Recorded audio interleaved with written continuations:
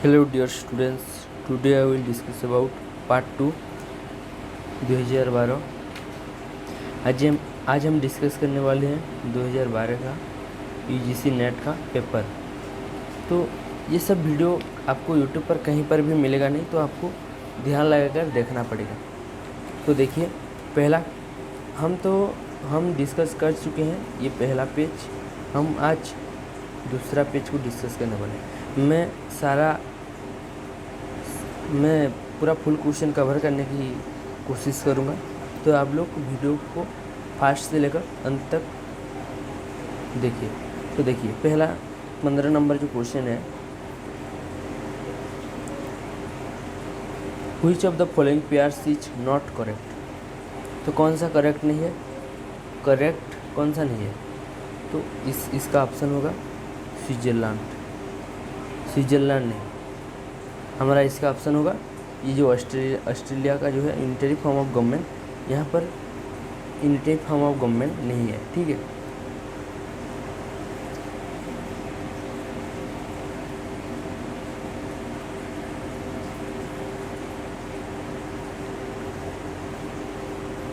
Austria government जो है ये फेडरल पार्लियामेंट्री कॉन्स्टिट्यूशनल मोनार्की जिसका गवर्नमेंट है, जिसका मतलब ये एक किंग और एक क्वीन रहते हैं, जहाँ पर रूल करते हैं उस नेशन पर रूल करते हैं। एक किंग और एक क्वीन, एक राजा और एक रानी रूल करते हैं, जो कि संविधान में उनको ही पावर दिया गया है और उनको ही उस स्थान पर उनको ही एक शक्ति के रूप में बैठा गया है। So Austria is also a democracy. इसलिए ऑस्ट्रेलिया पर भी एक प्रायः क्या देखने को मिलता है, डेमोक्रेसी, मतलब गणतंत्र का शासन देखने को मिलता है। Federal parliamentary constitutional monarchy government रहता है। उसके बाद हम देख, ये यूनिटरी फॉर्म ऑफ गवर्नमेंट नहीं होगा। ठीक है, यहाँ पर फेडरल फॉर्म ऑफ गवर्नमेंट होगा। माइकल्स का जो है आयरन लॉ ऑफ ओलिगार्की दिए हुए हैं। ठीक है, 16 नंबर जो क्वेश्चन होगा आयरन लॉ ऑफ ओलिगार्की, ये ए नंबर होगा। जर्मन ये जो स्टडी किया गया है ये किसके ऊपर बेस है? ये स्टडी जो किया गया है जर्मन सोशल डेमोक्रेटिक पार्टी, मतलब जो हम बोले थे German social democratic parliamentary party जो बोले थे उसके ऊपर होगा। इसको हमारा जो देते हैं हेरल्ड लसेल शायद देते हैं इसके ऊपर। देखिए, माइकल्स जो है आयरन लॉ ओलिगार्की को फॉर्मुलेट करते हैं ऑन द बेसिस ऑफ, ये किसके स्टडी के ऊपर बेस्ड था? ये जर्मन सोशल डेमोक्रेटिक पार्टी के ऊपर बेस्ड था। Iron law of oligarchy a principle of organization life under which even a democratic organization will eventually develop into a bureaucracy ruled by a few individuals, coined by the German sociologist Robert Michaels in his 1911 monograph Political Party. As a special ironic example, he noted that in a fundamentally democratic organization such as his own German Social Democratic Party (SPD), just as in the traditional Conservative Party, only a few people in executive position actually held power and made it all the important decision। इसका option सही option होगा हमारा, कौन सा option होगा? A option होगा। ठीक है, उसके बाद हम देखेंगे 70 नंबर के क्वेश्चन के। तो देखिए, Montesquieu theory of separation of power emphasis on parliamentary primarily on किसके ऊपर बेस्ड था? मुख्यतः किसके ऊपर हम ज़्यादातर इम्पोर्टेंस देते हैं? तो ये जो 17 नंबर का जो आंसर होगा डी होगा। ठीक है, लिबर्टी के ऊपर मोंटेस्क्यू थ्योरी जो रहता है सेपरेशन ऑफ पावर, ये डी होगा, ऑप्शन डी होगा। मतलब लिबर्टी मतलब द बारन day Montesquieu the spirit of the law, जो कि 1748 में जो पब्लिश हुआ था उनका बुक, वो उसमें बताते हैं कि there can be no liberty where the legislative executive power is the united in the same person. जब तक हमारा लेजिस्लेटिव और एग्जीक्यूटिव के पावर एक साथ नहीं होगा, तब तक सेम पर्सन को कभी भी लिबर्टी नहीं मिलेगा। और body of magistrates or if the power of judging be not separated from legislative and executive power। इसलिए ये सब कुछ सेपरेट होना चाहिए। अगर सेपरेट नहीं होगा तो हम इसके पावर को हम सेम पर्सन को एकता के साथ हम नहीं दे सकते। ये सब सेपरेट होना चाहिए। अगर सेपरेट नहीं होगा पावर तो मतलब लेजिस्लेटिव को अलग सा पावर देना चाहिए, एग्जीक्यूटिव को अलग सा पावर देना चाहिए, तब जाके हम जज कर पाएंगे। मॉन्टेस्क्यू को कहा जाता है dividing government power into 3 branches of the separation of power. तीन ब्रांच में पावर को सेपरेट किया है। Most important to create separate branches of government with equal but different powers that way the government would avoid placing too much power with one individual और group of individual. एक individual से अलग individual को जो power जो दिया गया है वो मच पावर दिया गया है। मच पावर के साथ एक इंडिविजुअल से दूसरे ग्रुप ऑफ इंडिविजुअल को पावर शेयर होता है। जो 18 नंबर जो क्वेश्चन दिया गया है, देखिए 18 number question,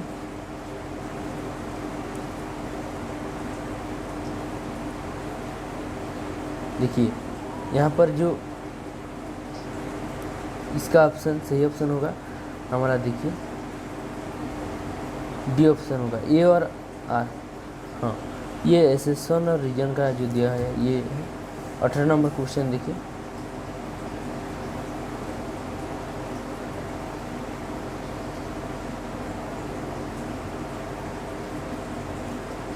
number question, the information technology has made staff agency indispensable. Information technology जो है इंडिस्पेंसिबल है, उनका जो मेड स्टाफ एजेंसी है वो इंडिस्पेंसिबल है, because staff agency assist the line agency in decision making. तो इसका सही ऑप्शन होगा हमारा बी। ठीक है, ये ऑप्शन इधर उधर हो गए, तो इसका सही ऑप्शन होगा हमारा बी। 19 नंबर जो क्वेश्चन दिया है, while declaring war on terrorism was asserted that the states which were not on the side of the US were against it. In the weak war on terrorism, US denied state the liberty। ये सब इसको हम छोड़ देते हैं, assertion और reason को हम डायरेक्ट चलते हैं 22 नंबर क्वेश्चन के तौर। तो देखिए, which one of the following was not associated with the Hindustan republic association. Hindustan association में कौन जो है इनमें से एसोसिएट मतलब लिंक नहीं है। तो इसका सही ऑप्शन होगा हमारा सी। इसका सही ऑप्शन होगा मोतीलाल नेहरू जो है, मोतीलाल नेहरू और अरविंद घोष जो है वो एसोसिएट नहीं है हमारा हिंदुस्तान रिपब्लिक एसोसिएशन पर। ठीक है,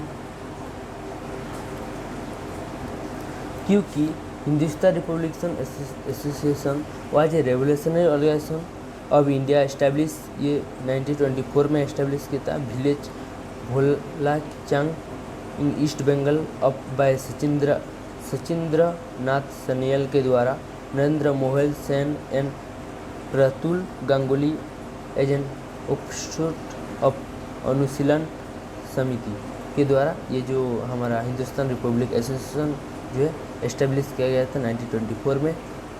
और the perspective of the Hindustan republic association was establish a socialist and it wanted establish the united state of India by deposing the British. The idea attracted the young champion some immediately joined the organization were Bharat Singh, Chandrashekhar Azad, Sukhdev, Ram Prasad, Bismil Roshan Singh, Ashfaqulla Khan, Rajendra Lahiri and many others. बहुत सारे लोग हैं जो हमारा Hindustan republic association में include थे।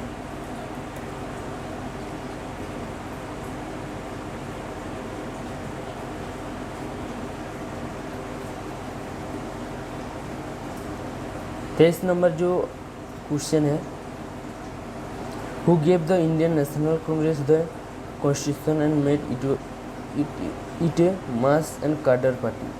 Who gave the Indian National Congress the constitution. कौन कहे है कि हमारा जो इंडियन नेशनल कांग्रेस है संविधान एवं उसके हमारा संविधान का made it mass and cadre party का कौन है। हमारा Indian National Congress the constitution जो इसको कौन बनाए है, मास एंड कार्डर पार्टी को कौन एस्टैब्लिश किया। तो इसका सही आंसर होगा हमारा डी, हमारा गांधी जी ने। मास एंड कार्डर पार्टी को हमारा गांधी जी ने ही बनाया इंडियन नेशनल कांग्रेस का। ठीक है, 26 number answer, who appoints the inter state council. कौन अपॉइंट करते हैं इंटर स्टेट काउंसिल। तो इसका सही ऑप्शन होगा हमारा A option, the president of India. President of India 263 जो आर्टिकल 263 है संविधान के अनुसार, इसको हमारा संविधान ने प्रोवाइड किया है इंटरस्टेट काउंसिल। यहाँ इस पर बोला गया है कि if at any times it appears to the president that the public interest will be serve by the establishment of a constitutional charge with duty. क्या क्या ड्यूटी रहता है, इनकरिंग क्या क्या ड्यूटी रहता है, incurring into advising upon dispute which may have arisen between state. कोई भी डिस्प्यूट होगा तो स्टेट के बीच में उसको सेटल करने में हमारा संविधान स्टेट कोई भी डिस्प्यूट होगा स्टेट के भीतर मतलब राज्य के अंदर, तो उसको सेटल करने में मतलब उस डिस्प्यूट को सॉल्व करने में मदद करता है। बी में they investigating and discussing subject in which some or all of the state or the union and one or more of the state मतलब हैव ए कॉमन इंटरेस्ट। मतलब एक स्टेट यहाँ पर इन्वेस्टिगेटिंग करेगा, डिस्कस करेगा उस subject के ऊपर जो स्टेट है और यूनियन, स्टेट और यूनियन के बीच में, और मतलब बहुत सारे स्टेट, एक से ज़्यादा स्टेट और यूनियन के बीच में कोई भी डिस्प्यूट होगा कॉमन इंटरेस्ट के, तो उसको भी सॉल्व करने में मदद करता है। Making recommendation of any subject and particular recommendation for the better coordination policy and action with respect to that subject. और कोई भी सब्जेक्ट या पॉलिसी बनेगा तो उसको भी सेटल करने, कोई भी डिस्प्यूट नहीं हो, बेटर पॉलिसी बनकर तैयार हो, इसको भी उस टाइप की पॉलिसी में भी ये एक्शन लेगा। हमारा जो इंटरस्टेट काउंसिल है 263 की धारा में उसको उल्लेख किया गया है। It shall be A lawful, ये फुल्ली आइन के आधार पर बनेगा। और प्रेसिडेंट बाय ऑर्डर, इसको प्रेसिडेंट के अंदर ऑर्डर पे ही एस्टेब्लिश कराया जाएगा इस परिषद को, इस काउंसिल को। And to define the nature of the duty to be perform by it and its organization and procedure. और इस प्रोसीड्योर पे इस ऑर्गेनाइजेशन को बनाया जाएगा। 25 नंबर जो आंसर है उसको हम देखेंगे। तो इसका सही ऑप्शन आपको पता चल गया होगा, who appoints the interstate council. तो प्रेसिडेंट ऑफ इंडिया ही अपॉइंट करते हैं 263 के धारा में। मैं आपको कंसेप्ट के साथ साथ मैं आपको आंसर भी बता रहा हूँ, कंसेप्ट भी क्लियर हो जाएगा और आंसर भी आपको पता चलेगा। देखिए 25 नंबर जो आंसर है, identify the state who state assembly are meet at place other than the state capital. तो उसको आइडेंटिफाई करने के लिए बोला है स्टेट कि एक स्टेट का जो लोग है दूसरे स्टेट असेंबली में दूसरे जगह पर जाकर मतलब असेंबल मतलब स्थानांतरीकरण हो सकते है या नहीं, इसके बारे में बताया गया है।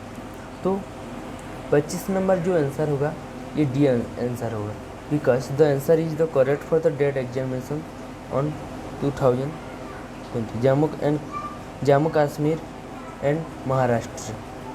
इसका सही ऑप्शन होगा महाराष्ट्र। तो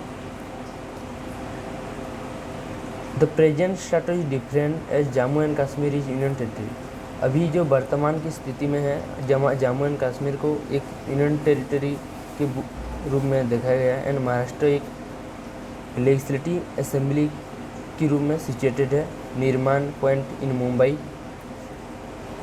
26 नंबर देखिए, which amendment of the constitution of India limits the number of minister. कौन सी संविधान संशोधन की नियम भारत का जो है वो हमारा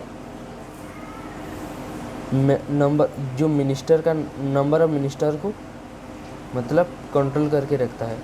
तो इसका सही ऑप्शन होगा हमारा D, the 91st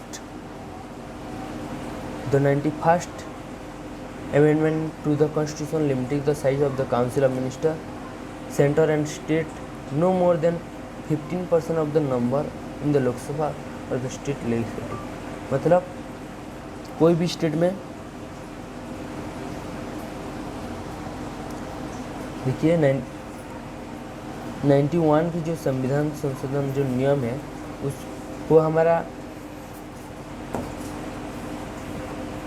ministers of council का साइज है जो कि वो लिमिट करता है and centre and the state to no more than 50% of the numbers in the Lok Sabha और state legislature.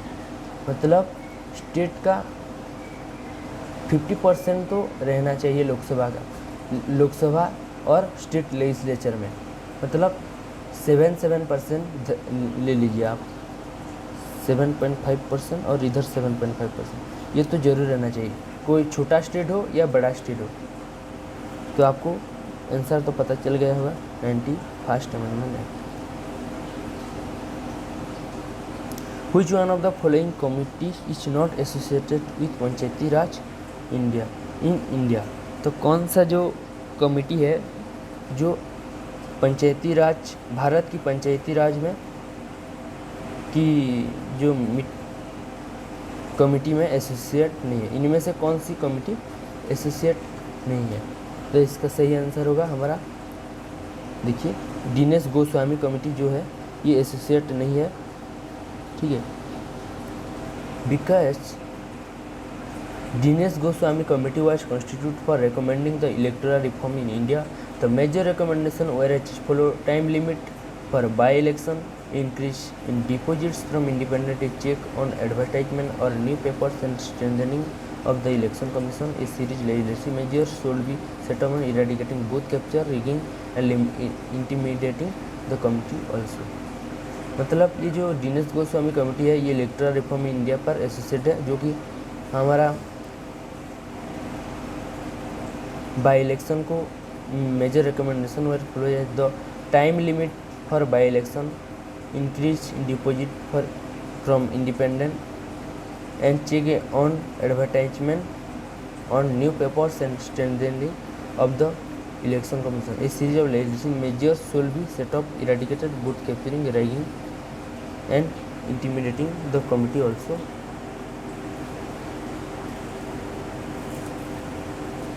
Called for amendment of the anti-defection law to restrict disqualification. अगर कोई भी इलेक्शन कमीशन का मिसबिहेव होगा, अगर कुछ भी उलट होगा तो एंटी डिफेक्शन लॉ लगता है और रेस्ट्रिक्ट डिस्क्वालीफाई कर दिया जाता है इस कमेटी के आधार पर। 28 नंबर जो क्वेश्चन है, identify the correct sequence in which the following deputy prime minister were appointed in India.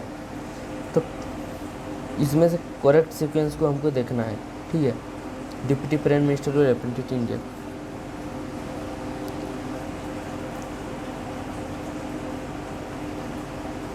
तो देखिए मैं आपको पहले कंसेप्ट समझा देता हूँ, ठीक है। The first deputy prime minister of India Sardar Vallabh bhai Patel, who was also a home minister in Jawaharlal Nehru cabinet.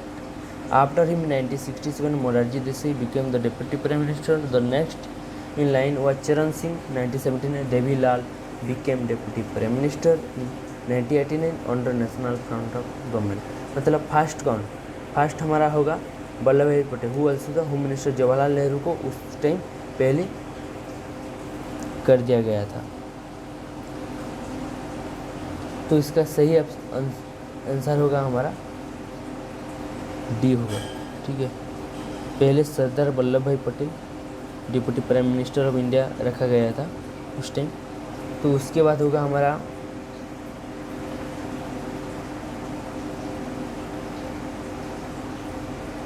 Morarji Desai, उसके बाद चरण सिंह, उसके बाद हमारा होगा देवीलाल। तो इसका सही आंसर होगा D. Who of the following constituent oligarchy with the constituent assembly of India. 29 number जो क्वेश्चन है उसका सही ऑप्शन होगा हमारा ए, ग्रानविले ऑस्टिन। उनका जो बुक है इंडियन कॉन्स्टिट्यूशन, उसमें लिखा गया है कि जवाहरलाल नेहरू उसमें क्या कौन कौन कौन कौन के बारे में लिखा हुआ है।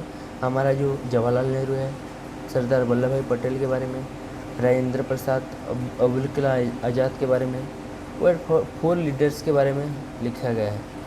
Of the constituent assembly and constituent oligarchy with in the assembly. तो इसका सही आंसर होगा हमारा कौन सा होगा, इसका सही आंसर होगा हमारा ई, पहले नेहरू, पटेल, प्रसाद, आजाद। ठीक है, इसको सीक्वेंस में आपको भी याद रखना है। Who describe Indian economy as bullock cart capitalism. कौन डिस्क्राइब करता है कि हमारा जो भारत का इकोनॉमी है जो बुलक कार्ट कैपिटलिज्म कहते हैं। तो इसका सही आंसर होगा हमारा डी। ठीक है, लियोड एंड सुसाने रुडोल्फ। ठीक है, Lloyd and Susanne Rudolph were the two eminent political scientists who described the post-Green Revolution transition of Indian economy to block cart capitalism। 31 number के क्वेश्चन पर हम देखेंगे अभी। इसका सही आंसर होगा ये 31 नंबर। देखिए, Who among the following defines public administration as the activity of the executive branches of the national, state and local government। कौन इनमें से कौन है जो पब्लिक एडमिनिस्ट्रेशन एक एक्टिविटी है, एक ब्रांचेस, एग्जीक्यूटिव ब्रांचेस और एक national, state and local government बोल के डिफाइन किए हैं। तो 31 नंबर जो आंसर होगा हमारा H.A. Simon, Herbert Simon, H.A. Simon जिसको बोलते हैं। तो हर्बर्ट साइमन जो है ये public administration means in common uses the activity of the executive branch of the national, state and local government बोल के संबोधित किए हैं।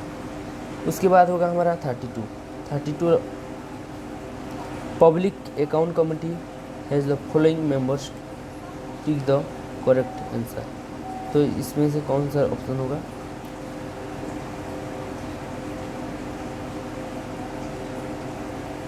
तो ये इसका सही आंसर होगा बी होगा।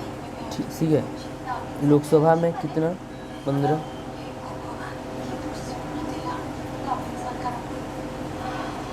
साउंड नहीं तो जो हो।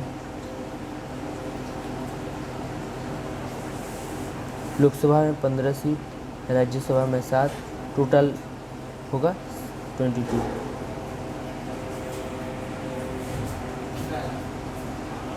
तो इसका सही आंसर होगा हमारा बी।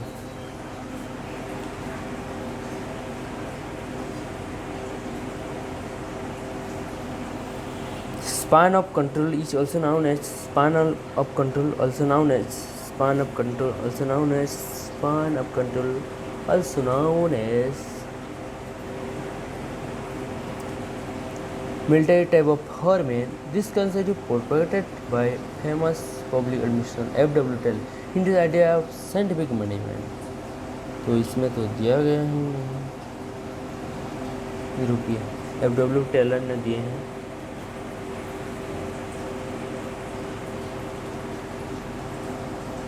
इसको बोलते हैं हम military type of format. The war bureaucracy was the first coin by, जो ब्यूरोक्रेसी है हमारा मैक्स वेबर बोलते हैं। बहुत इजी सा क्वेश्चन है। Which one of the following correct function of staff agency. तो कौन सा स्टाफ, तो इसका सही ऑप्शन होगा हमारा 35 नंबर का सी। एस्पेक्टिव value are found in diffracted society.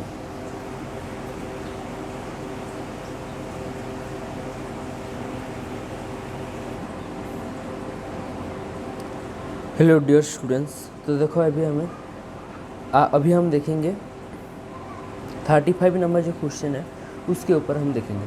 तो देखिए 35 नंबर जो क्वेश्चन है ये जो है, ठीक है, 35 नंबर जो क्वेश्चन है, which one of the following correction function of staff agency. तो इसका सही आंसर होगा हमारा, इसका सही आंसर होगा सी, ठीक है, advising the chief executive. Which of the following statement is not correct with regard to risk perspective of society. Risk की पर्सपेक्टिव से कौन सा स्टेटमेंट करेक्ट नहीं है। तो इसका हमारा सही ऑप्शन होगा descriptive value are found in diffracted society. Diffracted, इसका ये जो है ये गलत ऑप्शन, गलत दिया हुआ है, ठीक है।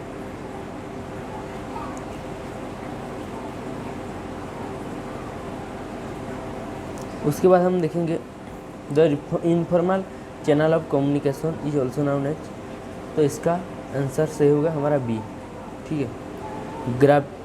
ग्रेविने जो है इज एन इनफॉर्मल, देखिए इसका सही आंसर होगा बी। इन्होंने जो है एक informal or unofficial and personal communication channel or system that takes place in the organisation as a result of rumour and gossip के बारे में बताए गए हैं। ये जो complex web of oral information है जो following linking all the members of the organisation के बारे में बताता है। तो 38 नंबर ऑप्शन जो है match the thinker with the concept के साथ हम थिंकर को मैच करेंगे। F W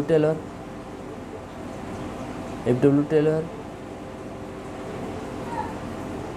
Chester Barnard, Henry Fayol, Frederick हेजेबर्ग।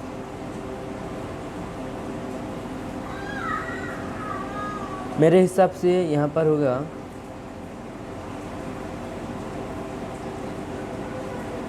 रुको मैं देख लेता हूँ, डी ऑप्शन सही होगा मेरे हिसाब से, और डी ही सही है, ठीक है। आप लोग मैच कर लेना, ठीक है। 39 नंबर क्वेश्चन,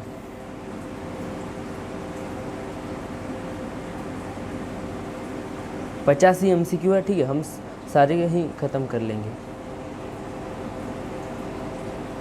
देखिए 47 नंबर जो क्वेश्चन है, 39 नंबर जो क्वेश्चन है, who started that budget is a series of goal with price tag attach.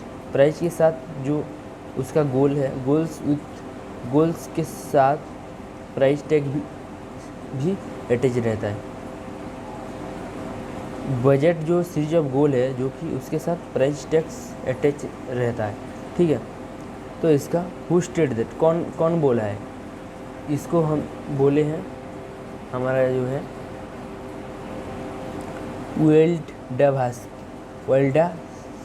वेल्डास्की। इसका स्पेलिंग थोड़ा बहुत गजब सा दिया हुआ है, तो इसका सही आंसर होगा हमारा वेल्डास, पहला ऑप्शन, ठीक है, पहला ऑप्शन। 40 नंबर जो है, which one of the following article constitution empires parliament create and all India. इसका सही आंसर होगा बी, 312 जो है ऑल इंडिया सर्विस को क्रिएट करता है, ठीक है। Which of the following result from Bretton Woods conference. तो यूनाइटेड नेशन, ये ब्रिटेन वुड्स जो कॉन्फ्रेंस है ये हमारा वर्ल्ड बैंक और IMF पे ही हुआ है। 41 नंबर, ठीक है। Bretton Woods conference officially known as the United Nation Monetary Fund and Financial Corporation was a gathering of delegates from 44 nation that meet from July 1 ରୁ 42 ଏବଂ 1944 ब्रिटेन वुड्स कॉन्फ्रेंस रही new Hampshire जितेबाला agree upon a series of new rules ऊपर भावे बाहरी world war time रे, post world war time रे, second international monetary system time रे दुईटी मेजर इम्प्लीमेंट होता compensate the creation of the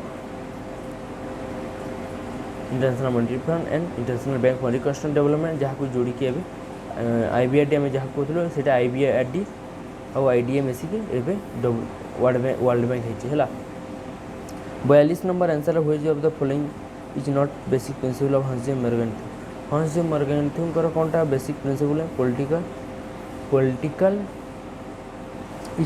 politics is govern by universal moral value.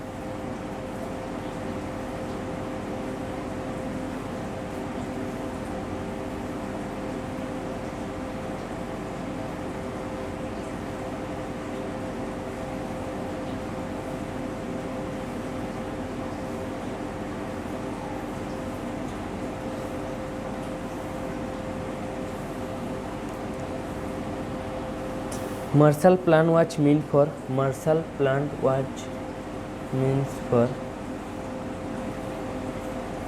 इसका सही आंसर होगा हमारा be rebuilding western European community. Marshall plan was meant for rebuilding western European economy.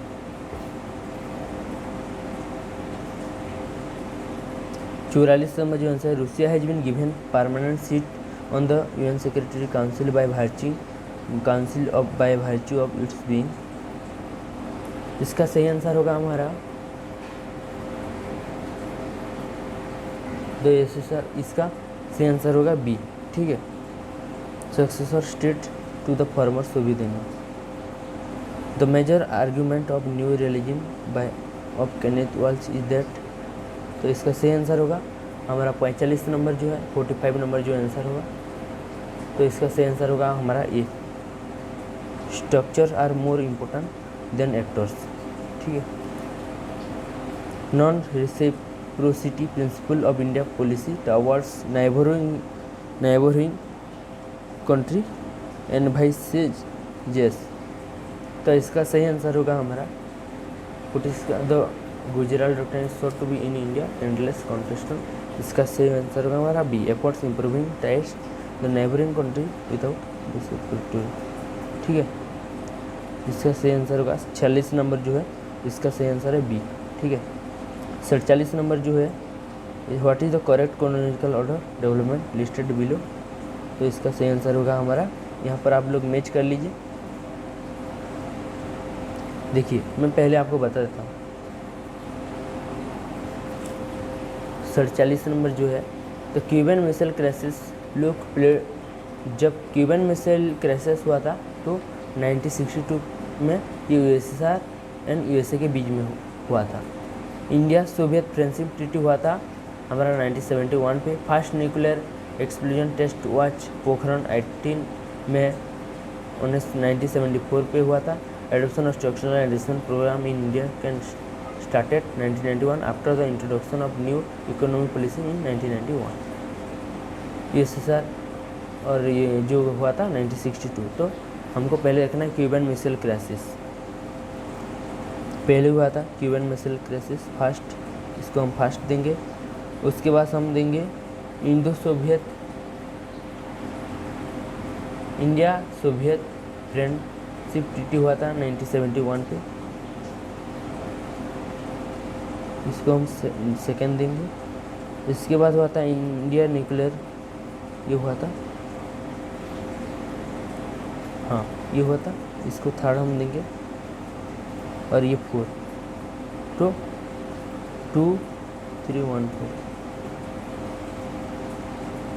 इसका सही option होगा हमारा बी होगा। रुकिए मैं देखता हूँ, हाँ सही आंसर बी ही होगा। उसके बाद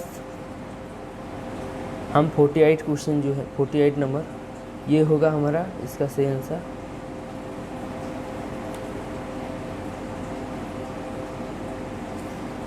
ये होगा, इसका सही आंसर ये होगा। ठीक है, 49 जो है 14वां नंबर जो सार्क समिट था ये न्यू दिल्ली 2007 में स्ट्रेस कहाँ पर, इसका मकसद क्या था? तो इसका मकसद था the 14th summit meeting of the south Asian association of regional corporation held in new Delhi India on 3-4 April 2007। The heads of 2007, the heads of state of government recognized the importance of connectivity. Fulfilling this objective, it was vital to first have their better connectivity within South Asia and then with the rest of the world. They agreed to improve intra-regional connectivity, particularly physical, economic, and people-to-people connectivity. They agreed to Virgin, the South Asian Summit, where there was smooth flow of goods, service, people, technology, knowledge, capital, culture and idea. इसका मकसद था and the reason, सारे अंचल, सारे सब कुछ, ये इसको रीजन, धर्म, ये सब कुछ स्पिरिट होने के लिए ये सार्क गढ़ा था। 50 नंबर जो आंसर होगा कलेक्टिव सिक्योरिटी सिस्टम, इसका सही आंसर क्या होगा? तो इसका सही आंसर होगा हमारा 49 का A, improving the inter regional connectivity. इसको बढ़ावा देना ही सार्क 40 सेमेस्टर का ज़्यादा मकसद था। उसके बाद 50 collective security of the system UN is based on the principle, किसके ऊपर बेस्ड था? Collective system the all for one and one for all. ठीक है, कलेक्टिव सिक्योरिटी का मतलब है current regarded as the most promising approach to international peace. It is regarded as a valuable device of crisis management in international relation. Collective security is a device of crisis management which postulates a commitment on the part of all the nations to collectively meet an aggregation that may be committed by any state against another. तो इसका सही answer हो जाएगा ए। ठीक है, thank you. इतना ही था video को। मैं और भी सारे प्रीवियस ईयर क्वेश्चन को मैं डिस्कस करूँगा। आप लोग मेरे चैनल को फॉलो करते रहिए। ठीक है, थैंक यू। 2012 का क्वेश्चन पेपर ख़त्म। उसके बाद हम देखेंगे नेक्स्ट। इसका मैं